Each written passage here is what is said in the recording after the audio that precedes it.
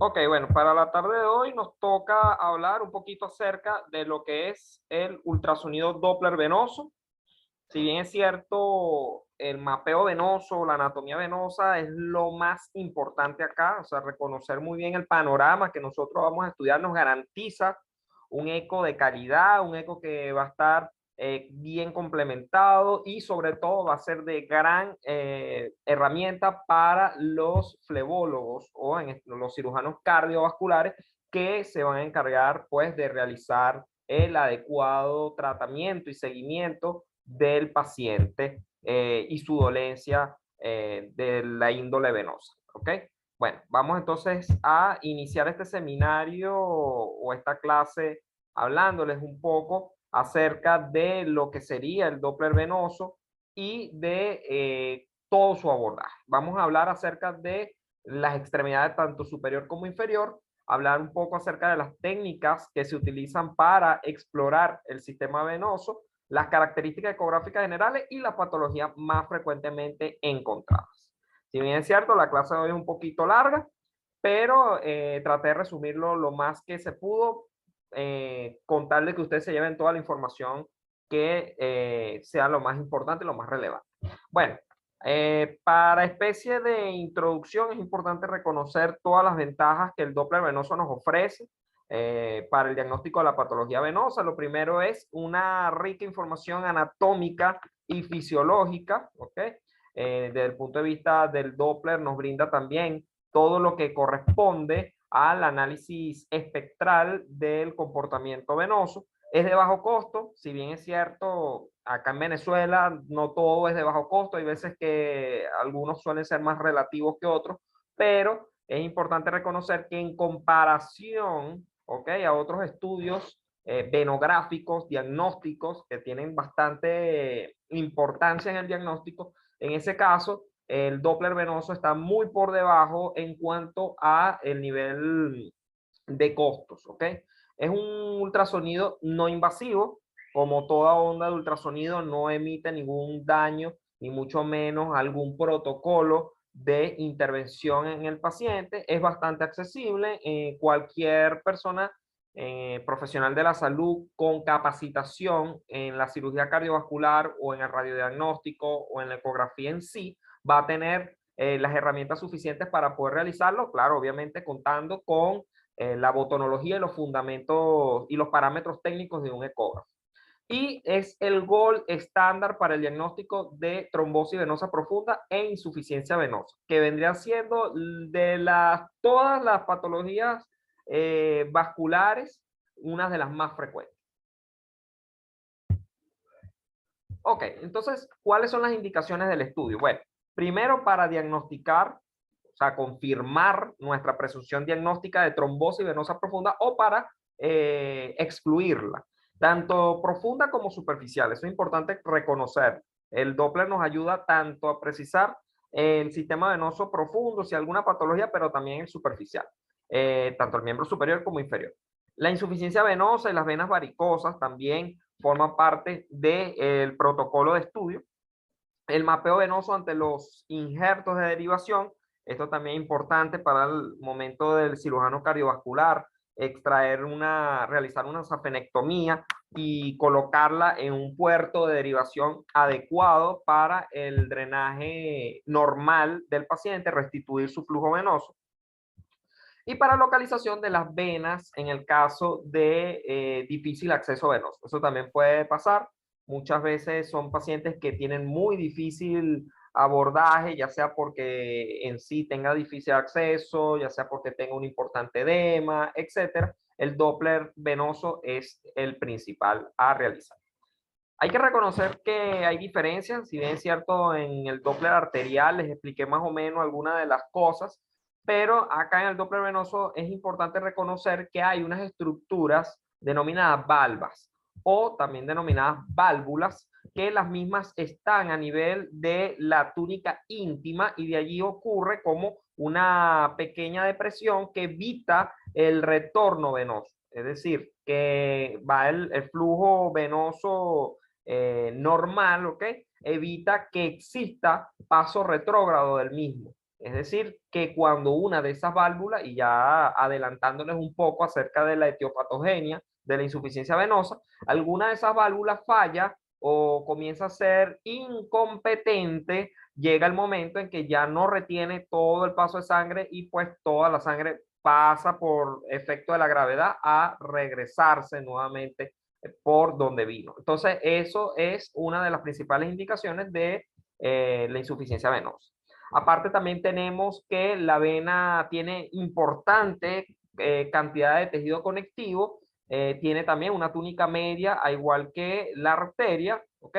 Y tiene una túnica adventicia. ¿Cuál es la diferencia entre una y otra? Primero miren lo que sería la porción muscular o la capa muscular de la arteria. Obviamente tiene un grosor, tiene una, por manejar volúmenes de presión, un poco mayor que la vena. Y aparte la vena, recordar que es muy fácil diferenciarla en la ecografía de la arteria porque la vena puede comprimirse. Si ustedes realizan una mínima presión con el transductor sobre el sistema venoso, van a poder colapsarlo. Y esa va a ser una de las formas bastante típicas para poder diferenciar una de otra. Claro, también el Doppler color les ayuda, pero al modo B puede ser una muy sencilla forma de diferenciación. Entonces, bueno, aquí recordándoles un poco de la anatomía de las válvulas. Las características de las imágenes, bueno, sabemos que a la escala de grises, los vasos, tanto arterial como venoso, no son fáciles de diferenciar uno de otro, de discernir cuál es la arteria y cuál es la vena, al menos que, estamos hablando del modo B, ¿ok? Al menos que se vea algún tipo de válvula o de seno venoso, o a través de la compresión. Esa es la única forma. Pero al modo B no va a existir alguna diferencia, al menos que comprima. Ahora, el Doppler color sí es mucho más sencillo, porque recuerden que todo lo que se acerca al transductor va a ser de color rojo y todo lo que se aleja va a ser de color azul. Por lo tanto, arteria y vena respectivamente va a ser la forma de diferenciar una de otra. A través de evalúa el flujo, a través de las válvulas y detecta si hay turbulencia. El trazado espectral también es fácil porque recuerden que en la arteria va a haber una onda de tipo pico sistólica con un segundo componente que está invertido, es la inversión de la onda picosistólica, y otro tercero que pasa a la línea media que corresponde a la velocidad diastólica final. Eso es hablándoles de repaso de Doppler arterial. Aquí en Doppler venoso es mucho más sencillo porque primero la vena que se va a detectar, el sistema venoso detecta un flujo que es monofásico, ¿ok? Es decir, no va a tener ni uno, ni dos, ni tres componentes. Es continuo, ¿ok? Es uniforme. Y sobre todo está por debajo de la línea base. ¿Qué pasa con la vena? La vena puede detectar cambios importantes al flujo respirofásico. ¿Cómo es eso? Bueno, si yo le ordeno al paciente que puje o que respire profundo y mantenga el aire, la vena va a mostrar diferentes cambios que ya más adelante les voy a ir a explicar. Eso es necesario que ustedes lo consideren porque va a ser una de las características a evaluar en el Doppler venoso. Aquí una diferencia bastante típica de la arteria poplitea y la vena poplitea. Y aquí al modo B, que puede identificar bastante fácil en algunos casos, no en todos, la presencia de estas dos imágenes ecogénicas, laminares, que se cierran y se abren con facilidad, permitiendo el paso del flujo venoso. ¿Qué pasa con las válvulas? Bueno, las válvulas, para recordar un poco acerca de la anatomía y fisiología de la misma, ellas son repliegues de la túnica íntima en forma de media luna y sobresalen hacia la luz con el borde libre hacia el corazón, ¿okay? Las cuales impiden que exista, como ya les expliqué, un reflujo de sangre. La sangre en una vena normal va a fluir de esta manera. La sangre va en dirección, recuerden que todo el flujo venoso va hacia las cavidades derechas cardíacas, entonces esto va a traer como consecuencia que siempre se mantenga un flujo de manera ascendente, es decir, que va en contra del efecto de la gravedad.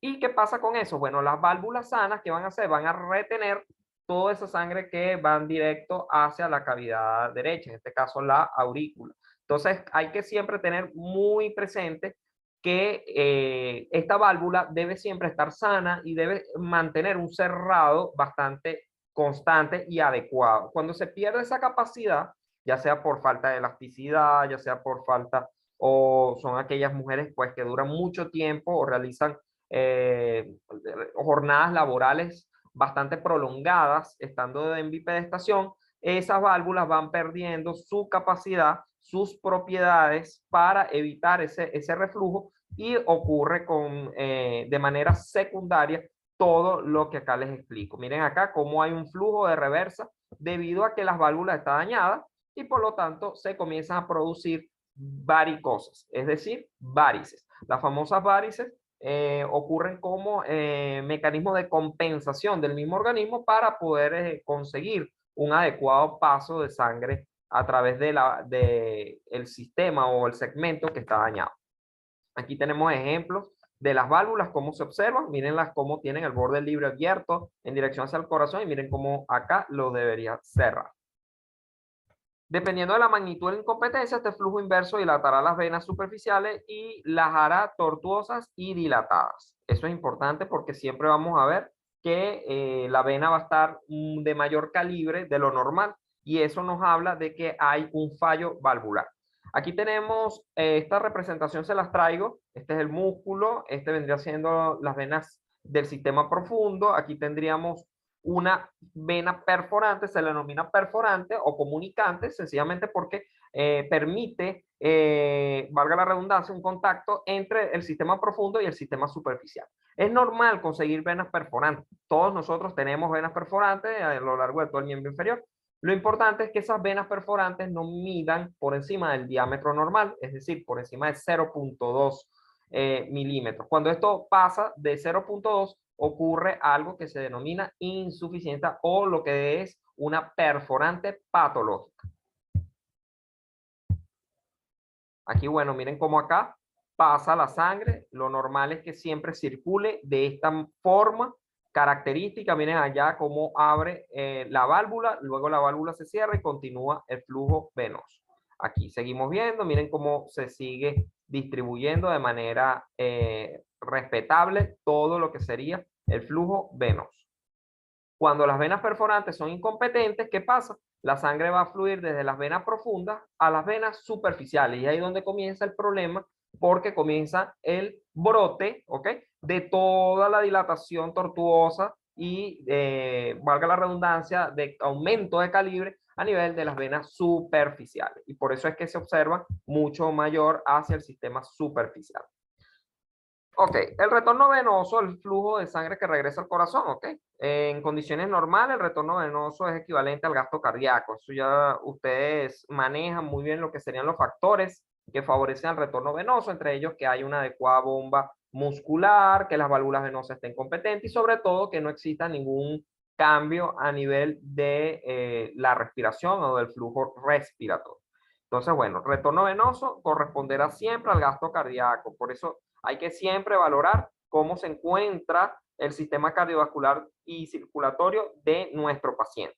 Hay veces que esta imagen se las traigo porque hay veces que cuando uno comprime la pantorrilla, ya sea elevando en puntillas al paciente, esa contracción a nivel de los gemelos va a permitir que exista un retorno al flujo. ¿Okay? Eso es fisiológico que ocurra, es lo normal, pero muchas veces cuando se comprime no hay algunos casos donde la vena pues no responde de esta forma. Entonces, o se retiene el flujo abajo o se retiene un poco más arriba y eso ya nos habla de que hay un problema a nivel venoso.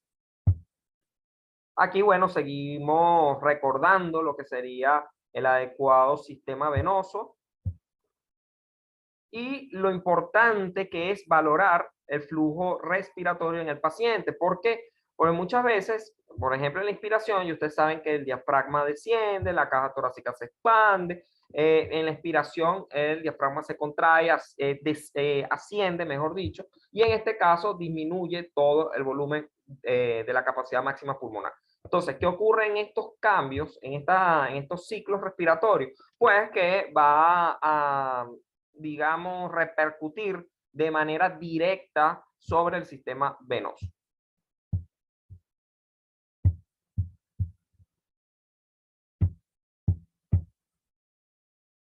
Ok, ahora vamos a hablar acerca de miembro superior. En este apartado les traigo que lo más importante a reconocer del miembro superior, o se lo van a solicitar un ecodoppler del miembro superior, casi siempre para descarte de trombosis. Hay que recordar que las venas superficiales están localizadas en el tejido celular subcutáneo, no van acompañadas de arterias. Hay que siempre recordar que vamos a tener una vena subclavia. La vena subclavia, por lo general, es un poco difícil de explorar cuando se trata de colocar el transductor, porque obviamente vamos a tener la clavícula allí siempre haciendo resistencia y es muy difícil. Yo por lo general trato de colocarlo más bien supraclavicular y allí puedo más o menos insonar y observar cómo está la vena. Aquí la vena no se puede comprimir por la misma resistencia muscular que existe, ¿ok? Pero sí es importante que nosotros coloquemos Doppler y que no haya la presencia de ninguna imagen endoluminal. Ya sabemos que la subclavia luego se continúa como axilar. La parte de la región axilar, en algunos casos también es importante valorarlo, muchas veces asientos de trombosis. Luego hay que tomar en cuenta que se continúa luego como vena braquial u humeral y en ese caso siempre hay que considerar que existen dos componentes bastante importantes desde el punto de vista superficial, que son la vena basílica y la vena cefálica. La cefálica casi siempre puede estar, bueno, en este dibujo no se aprecia muy bien, pero en algunos casos la vena cefálica está más que todo lateralizada, mientras que la vena basílica está hacia la región medial.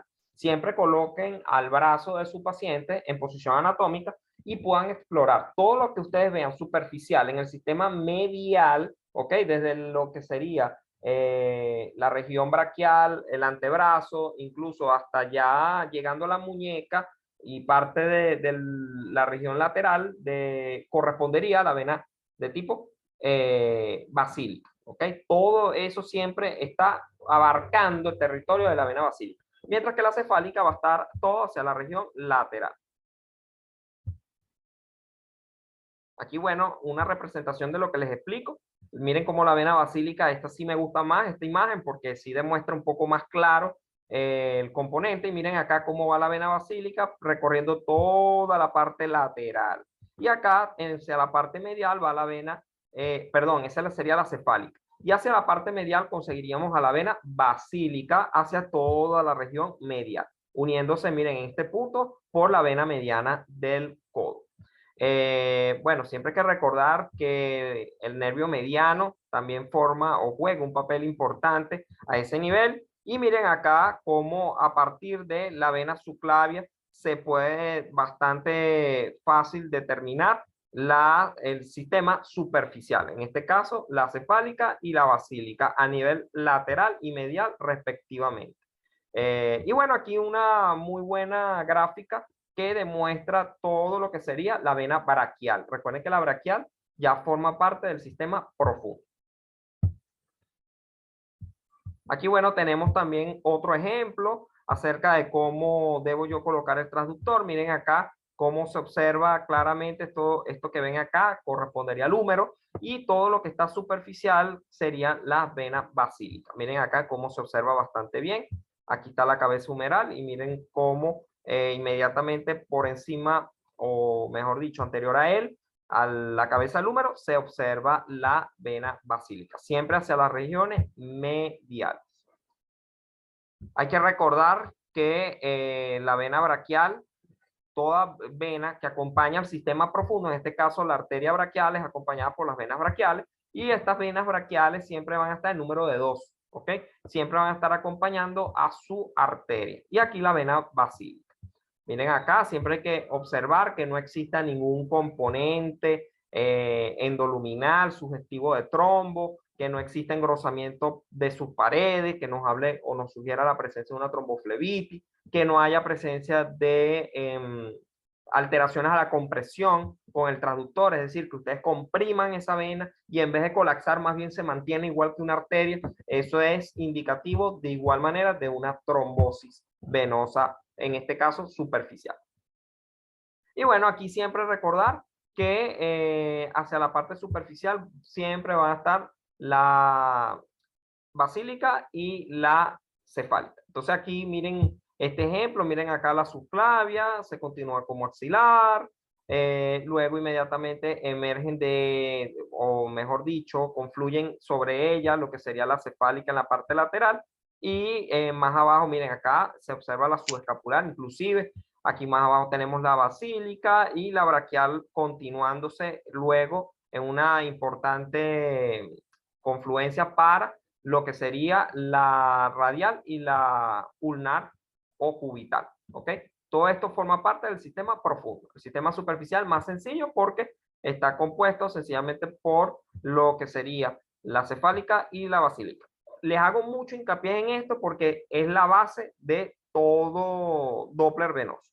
Y aquí, bueno, ejemplo característico de la yugular, de la subclavia y este tronco venoso brachiocefálico. Entonces, bueno, seguimos recordando, importantísimo siempre, bueno, acá en esta imagen del tronco venoso brachiocefálico, que emerge luego la vena yugular y la subclavia izquierda, puede en algunos casos observarse y se puede medir el flujo Doppler de manera sencilla a ese nivel.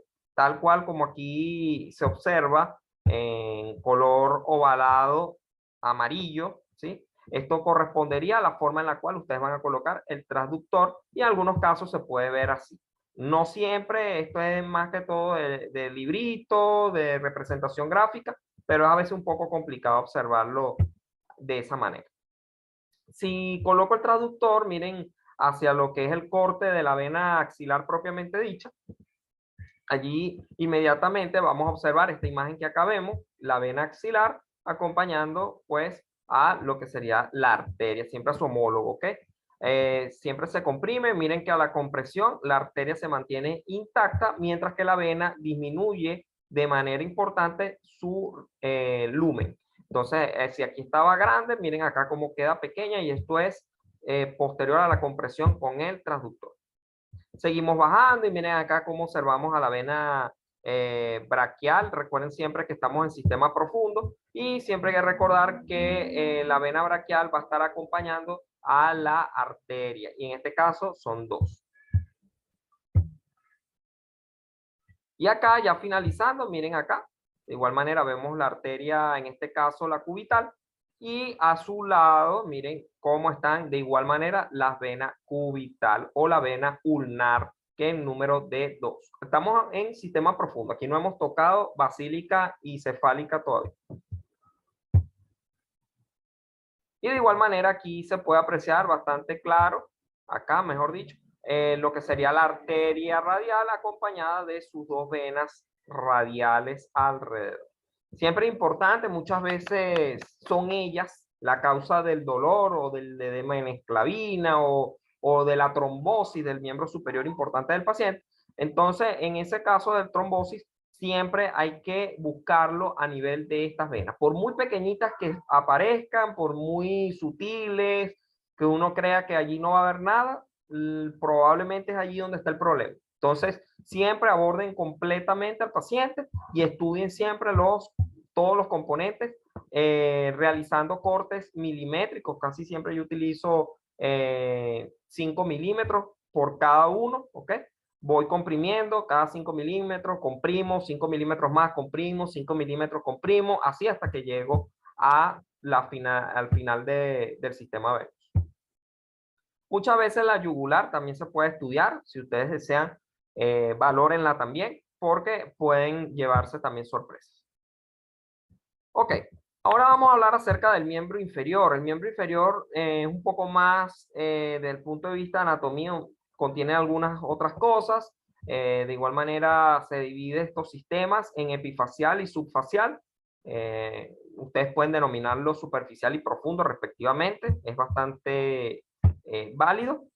Y bueno, lo primero que les traigo antes de entrar a patología, a técnica y abordaje anatómico del miembro inferior en su sistema venoso, hablar de la terminología. ¿Por qué? Porque muchas veces seguimos, incluso yo he seguido leyendo informes ecográficos de terminología que ya no se usa, que ya ha quedado en el pasado, tales como estas. Ya no se usa el término vena femoral superficial. a pesar de que lo sigo leyendo, no lo deben usar. Ya pasó a ser denominada solamente vena femoral. La vena safena magna, incluso magna, imagínense, que fue el primer término que se empleó allá por los años bien de 1800. Interna o larga, se usaba, ahora ya no, ahora se denomina vena safena mayor. La vena safena parva ya no se utiliza tampoco, ahora es menor. El callado de la safena mayor ahora se denomina unión o confluente, ¿ok? Safeno femoral. Y el de la safena menor, unión o confluente, safeno popliteo. Esas son las terminologías que yo quiero que ustedes dejen bastante claro. El Congreso Mundial de la Unión Internacional en el 2002 aclareció bastante bien estos términos, entonces, por lo tanto, comienzan a utilizar. Femoral, safena mayor, safena menor, safeno femoral o confluente safeno femoral y unión safeno popliteo o confluente safeno popliteo. Ok, ahora vamos a hablar acerca del sistema venoso superficial. Las venas superficiales están localizadas en el tejido celular subcutáneo y no están acompañadas de arterias. En este caso, bueno, les traigo una gran lista de mercado de todas las venas que se pueden encontrar. No se asusten, no todas las exploramos en la ecografía. ¿Cuál es el sistema venoso superficial que entra en el protocolo de la ecografía venosa? Bueno, la safena mayor y la safena menor. Listo, y ahí no hay más nada. ¿Hay que explorar el confluente? Sí, hay que explorarlo porque muchas veces allí donde ocurre el problema. El confluente safenofemoral es la unión. Cuando la safena comienza o va drenando hacia lo que sería la safena, drenaría en la femoral propiamente dicho, es allí donde por lo general comienza la etiopatogenia de la insuficiencia. Entonces ahí siempre hay que prestar mucha atención. De igual manera, cuando la safena se drena a nivel de la poplita, eso estamos hablando un poco más abajo, estamos a nivel de la rodilla, ya vamos a ver. Ahí a ese nivel también hay que valorar. Entonces, la válvula terminal localizada en la unión safenofemoral normalmente es de una o dos válvulas subterminales a 1 o 2 centímetros de la desembocadura. La desembocadura, o también llamado ostium, ya vamos a hablar de ello. Y drena en la vena cava, en la vena femoral común a unos 4 centímetros del ligamento inguinal. Entonces, ¿con qué se come esto? Bueno, primero reconocer, miren acá los ejemplos del sistema venoso superficial. Importante siempre reconocer que existe un componente superficial y uno profundo. En este caso vamos a conseguir lo que sería la vena safena mayor. Recuerden que esa es la terminología idónea que va a recorrer toda la región medial desde arriba, miren bien, desde incluso lo que sería el ligamento inguinal, allí a ese nivel ustedes lo pueden conseguir y inmediatamente todo lo exploran hacia abajo porque a esos niveles es que ella se les encuentra. Ok, la posición del paciente. Generalmente se utilizan diferentes tipos de posicionamiento. Yo lo que recomiendo son primero, claro, ahí existe maniobra que si Kellenburg, que si colocar al paciente en bipedestaciones prolongadas, colocarle un torniquete. Esos son muchos protocolos que nos vamos a volver locos si yo les explico todo. Pero ¿qué es lo importante desde el punto de vista de la ecografía Doppler venoso? Bueno, primero colocar al paciente en decúbito supino porque así ustedes van a poder estudiar mejor y va a ir valorando. Cuando vayan a estudiar la parte poplitea, a partir de los segmentos infrapopliteos, sí pueden colocar a sus pacientes en bipedestación, porque ya allí la vena comienza de alguna manera a tener repercusión, la vena con la válvula enferma, obviamente. Comienza a tener repercusión y eso nos ayuda muchísimo al diagnóstico, ya sea porque existe más bien en vez de haber un flujo retrógrado, va a estar anterógrado. Entonces se va a ver en el transductor como si fuese una arteria, pero no es que sea una presencia de alteración a nivel del Doppler, no, sencillamente es que se está regresando la sangre y eso ocurre muy frecuentemente en la insuficiencia venosa. A mí me gusta siempre esta imagen, muy típica a la cara de Mickey Mouse, el signo de Mickey Mouse que veíamos con la porta, el colédoco y la arteria hepática izquierda, pero en este caso Mickey Mouse demuestra que a nivel de la cabeza se correspondería a la vena femoral y la oreja más grande sería la arteria femoral común, ambas las comunes, ¿ok? Y lo que correspondería acá uniéndose a la vena hacia la parte, en este caso, medial, correspondería al ostium o desembocadura de la safena con la vena femoral común. Esto es lo que se denomina confluente safeno-femoral. Importante siempre que lo midan. Esto no debe pasar de 3 a 5 milímetros. Inmediatamente cuando ustedes observen un ostium que está dilatado, ok, aquí ya está comenzando a pintar mal la cosa, hay que valorar mejor a la paciente porque probablemente esté comenzando a tener cuadros de insuficiencia o de enfermedad venosa. Ok, continuamos entonces. Aquí miren cómo se mide, la forma de medirlo, lo pueden hacer acá en corte transversal, pero también lo pueden hacer en longitudinal. El pie en abducción y rotación externa lo pueden hacer si lo van a valorar con el paciente en bipedestación. Como yo les digo, yo utilizo principalmente la maniobra de Valsalva, por lo tanto la bipedestación no la uso yo muy particularmente, pero se las tengo que nombrar porque probablemente alguno de ustedes prefiera realizarlo de esa forma y es completamente válido. El ojo de Osiris, se le denomina así al ojo de Osiris, y esto sencillamente es para demostrar la presencia de la safena mayor. Recordar que este sería lo que corresponde al componente epifacial, ¿sí? Todo lo que esté por encima de esta imagen representada en número 1, que sería la fase, y lo que sería el componente subfacial, que sería este que está por acá abajo.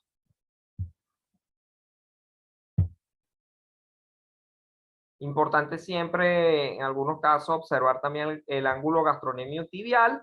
En ese caso está el gemelo medial, está la tibia, inmediatamente allí conseguirían ese ángulo. Y bueno, acá está la imagen típica de Osiris para observar de mejor forma a la safena. Ok, cuando hablamos del sistema venoso profundo, hay que siempre tener en cuenta que toda vena va a acompañar a su arteria, a razón de 2 venas por arteria, a excepción de la vena poplitea y de la femoral, la cual es única por su arteria. ¿Cómo es eso? Bueno, desde arriba, siempre la femoral, recuerden, ya no se usa superficial, ya es el nombre de femoral, ella se continúa a nivel de fosa poplitea en poplitea propiamente dicha, que sería en la región posterior donde la vamos a observar. Esto es una vista posterior, ¿ok? Y bueno, a partir de allí, miren cómo la safena menor drena inmediatamente, por eso se le denomina safena menor, porque tiene un recorrido mucho más disminuido que la mayor. Entonces, bueno, también de alguna forma se puede valorar. El tronco tibio-peroneo también en algunos casos muy particulares, más que todo en sospecha de tromboflebitis, se estudia, pero no forma parte del protocolo de insuficiencia venosa. Generalmente nosotros estudiamos hasta poplitea.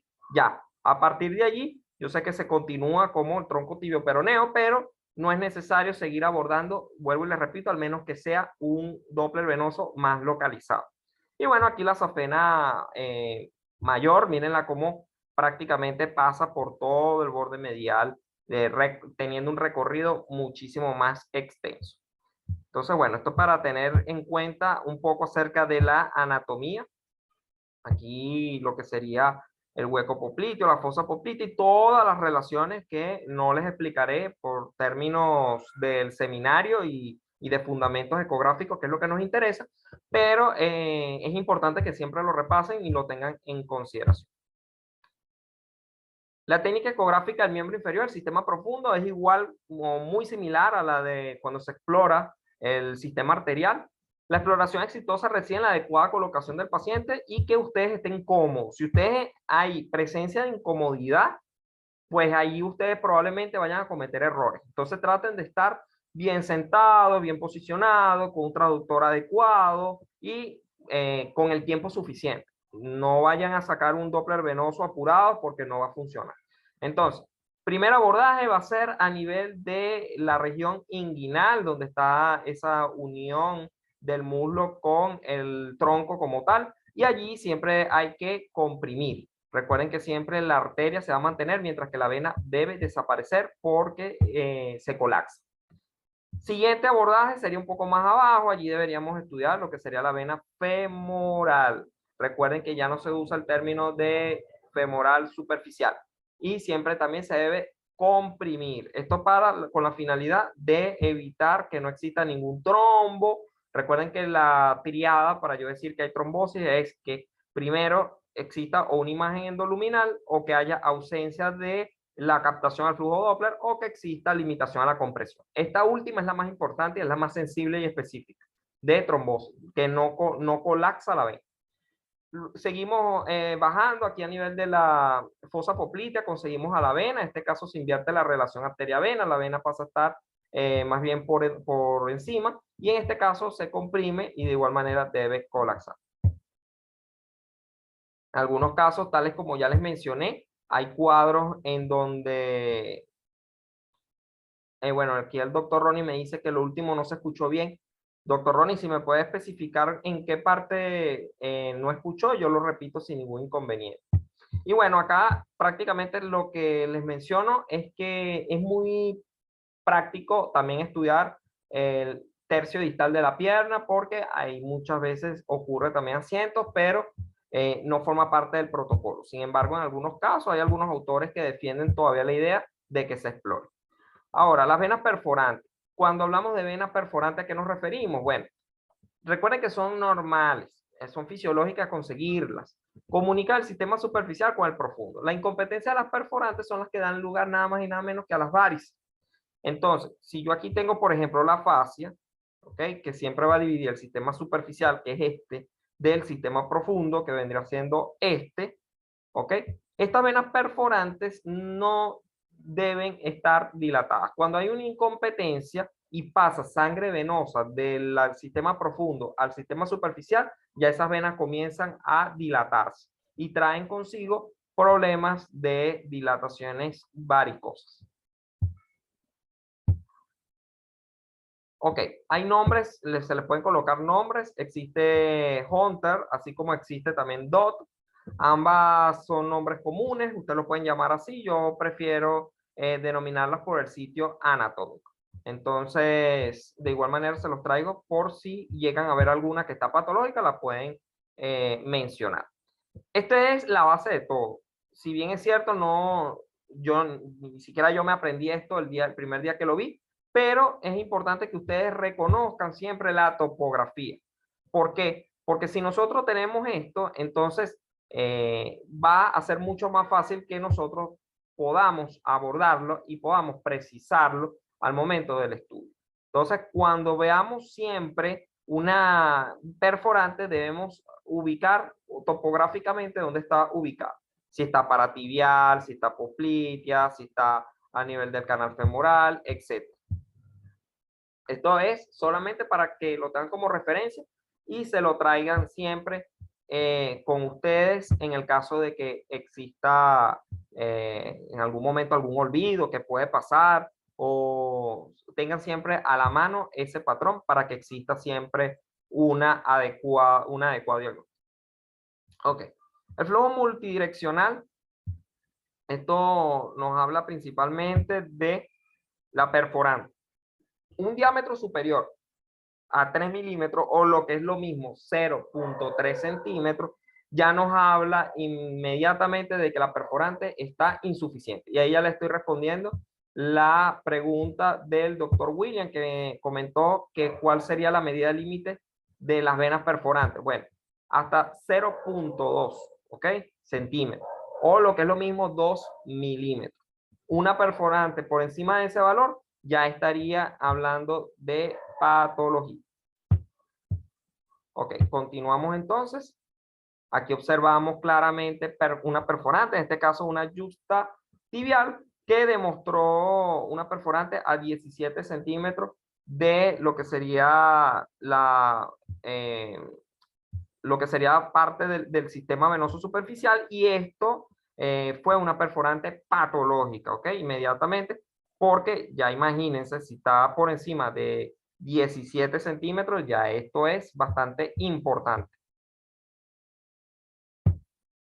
Podemos conseguir también venas perforantes insuficientes, no solamente podemos decir que está patológica a través de la dilatación, sino también una vena que ustedes vean que tiene un flujo más bien arterializado, nos habla de que está insuficiente.